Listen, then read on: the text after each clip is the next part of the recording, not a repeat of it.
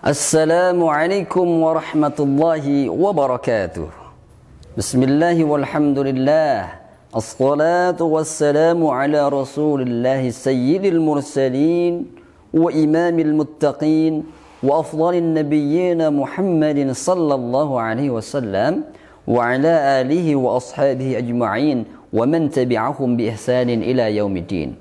Asyhadu an la ilaha illallah wahdahu la syarika lah وأشهد أن محمدا عبده ورسوله الذي لا نبي ولا رسول بعده فيا أيها الحاضرون الكرام أوصيني وإياكم بتقوى الله فقد فاز المتقون فوزا عظيما قال جل وعلا في كتابه الكريم أعوذ بالله من الشيطان الرجيم ولنبلونكم بشيء من الخوف والجوع ونقص من الأموال والأنفس والثمرات وبشر الصابرين الذين إذا أصابتهم مصيبة قالوا إنا لله وإنا إليه راجعون الآية. Bagaimana kabarnya nih? Hadirin sekalian, mudah-mudahan dirahmati Allah Subhanahu wa taala, mudah-mudahan dalam keadaan sehat walafiat. Dalam kehidupan ini, manusia tidak akan lepas daripada ujian. Karena ujian itu adalah sunnatullah. Ujian merupakan bagian daripada kehidupan kita. Karena seseorang yang belum dikatakan iman, itu jika belum ada ujian. Orang belum dikatakan keimanan kalau belum datang ujian pada mereka. Dengan apa ujiannya? Banyak. Walanabluwannakum bisyai'im minal khauf. Satu, rasa takut. Ada khauf, ada khasyah. Dalam bahasa Al-Quran itu ada dua, ada khauf, ada khasyah. Khauf ini adalah rasa takut terhadap duniawi. Takut lapar, takut miskin, takut sakit, takut ini, takut itu khauf namanya. Yang kedua ada bahasanya khasyah. Innama yakhshallah min ba'di al-ulama. Innama yakhshallah. Sesungguhnya orang yang paling takut pada Allah Subhanahu wa taala yaitu al-ulama. Para ulama takut pada Allah. Al-khasyah bahasanya. Nah, khasyah ini adalah sangkut paut dengan akhirat. Ya. Hadirin rahimakumullah, dari ujian itu yang disampaikan oleh Allah kepada manusia, ujian berbagai macam polanya ya, ujian berbagai macam polanya sampaikan kepada manusia. Ada A, ada B, ada C, dan lain sebagainya. Tingkatannya ada yang rendah, ada yang tinggi, ada yang sedang. Dengan durasinya yang ada yang lama, ada yang sebentar. Pola kehidupan yang begitu banyak. Dan bisa jadi pola pikir kita menganggap ujian itu rumit, rudet ya. Jadi rudet. Ayo setiap hari itu ujian deui, seolah-olah ujian terus. Bahkan ada yang mengeluh seolah-olah dia yang menjadi pangkal daripada masalah. Ada yang mengeluh bahwa seolah-olah dia ini selama hidupnya 24 jam tidak lepas daripada ujian. Ujian terus. Nah, ini sunnatullah yang menjadikan manusia justru naik derajatnya kalau dia lulus dalam ujiannya. Ya, contoh, ujian daripada segi harta. Jadi musim sekarang banyak orang yang gulung tikar. Banyak perusahaan yang memang jatuh. Banyak orang yang dia berhenti bahkan tidak dapat pekerjaan. Ujian dari Allah Subhanahu wa taala. Dari ujian ini, maka berharap kita sesuatu yang baik, berharap sesuatu yang positif, berharap ada sesuatu penerang, pencerah buat diri kita. Ya, harapan ini yang kita panjatkan, kita langitkan harapan ini tidak lain, tidak hanya itu kecuali pada Allah Subhanahu wa taala. Ya, tidak lain kecuali pada Allah Subhanahu wa taala. Semuanya harapan ini berkumpul, serahkan pada Allah Subhanahu wa ta'ala. Ini akhlak, karakter orang yang beriman. Tawakkal 'ala Allah. Ini tawakkaltu 'ala Allah, gitu ya. La haula wala quwata illa billahil 'aliyil 'azim. Perhatikan bahwa orang yang beriman, setiap langkahnya dia ingat Allah Subhanahu wa ta'ala. Setiap nafasnya dia ingat Allah Subhanahu wa ta'ala. Duduknya ingat Allah. Dia lagi salatnya apalagi ingat Allah. Bahkan kadang-kala ada orang yang salat tapi ingat dunia. Masya Allah ya, Allahu Akbar, subhanallah. Ada orang yang salat ingatnya duniawi, akhirnya tidak khusyuk dalam salatnya. Ada orang mencari nafkah, dia lagi berbisnis, ingatnya Allah. Nah, itu luar biasa. Lagi salat ingat Allah, wajar, karena memang lagi salat. Tapi ini lagi duniawi, lagi urusan bisnis, dia ingat Allah. Tidak nyaman kalau adzan berkumandang, tidak segera salat.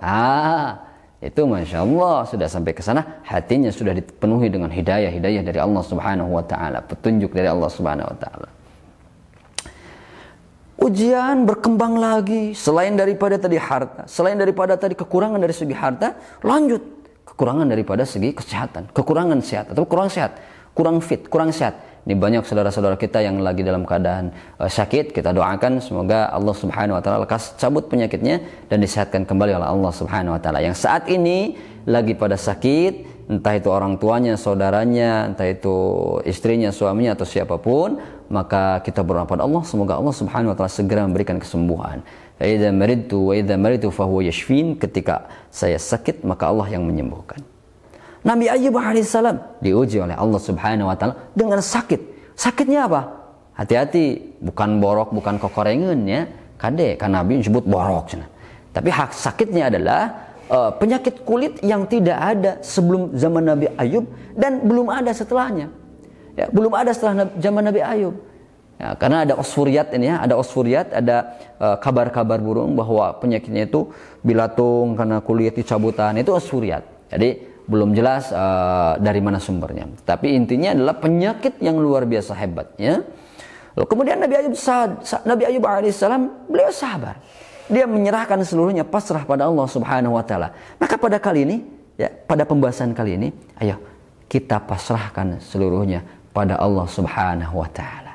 Harapan kita hanyalah pada Allah Subhanahu wa Ta'ala. Kalau tadi kita diuji dengan ujian berupa harta, ya, dengan ujian berupa harta, kekurangan dari segi harta, mau beli pakaian, makanan nggak kebeli, mau beli makanan, pakaian nggak kebeli, mau beli peralatan rumah tangga, untuk yang lainnya susah. Nah, ini ada dalam masa-masa seperti ini, maka oleh Allah Subhanahu wa Ta'ala disampaikan, la tayasu mir rauhillah, jangan putus asa dari rahmat Allah Subhanahu wa Ta'ala. Kembali surat Al-Ikhlas, Qul huwallahu ahad, Allah itu esa, tunggal, maka Allahus samad, Allah yang tempat kita bergantung segala sesuatu. Sampaikan pada Allah. Sujud, berbisik ke bumi, didengarkan di langit. Masya Allah, indah ya. Berbisik di bumi, kita sampaikan, ya Rabb, ya Rahman, kami ini diuji oleh Allah. Kami dalam masa ujian ya Allah. Saudara sakit, ayah sakit, ibu sakit, ya Allah, sembuhkan, sembuhkan. Nah, dalam ujian ini, kita lihat ya, dalam ujian ini Allah Subhanahu wa Ta'ala memberikan kepada kita satu yang membuat kita itu tenang. Apa namanya? Khauf, ar-raja, hope bahasa Inggrisnya, hope, ar-raja. Apa itu? Harapan. Nah, harapan ini terulang di Al-Quran. Harapan disebutkan dalam Al-Quran. Di antaranya ayat-ayat yang tadi bahwa jangan sampai kita putus asa dari rahmat Allah. Kita punya Allah yang maha besar. Kita punya Allah yang maha Rahman Rahim.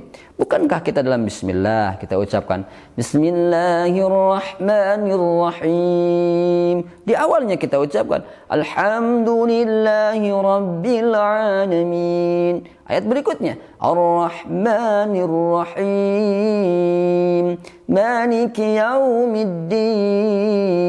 Ini Al-Fatihah ini memberikan kepada kita pesan 7 awareness, 7 kesadaran pada diri kita. Jangan ambil 7-nya lah. Kita ambil saja 1, 2, 3. 1, Bismillahirrahmanirrahim. Sadar bahwa kita punya Allah yang maha hebat, maha perkasa.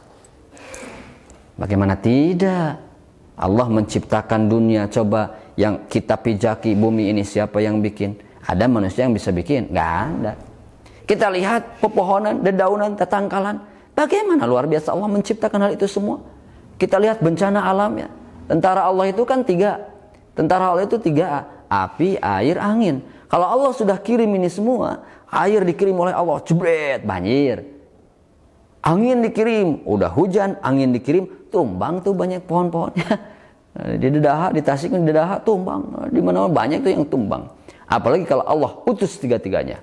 Apinya dikirim, airnya dikirim, anginnya dikirim, udah kiamat.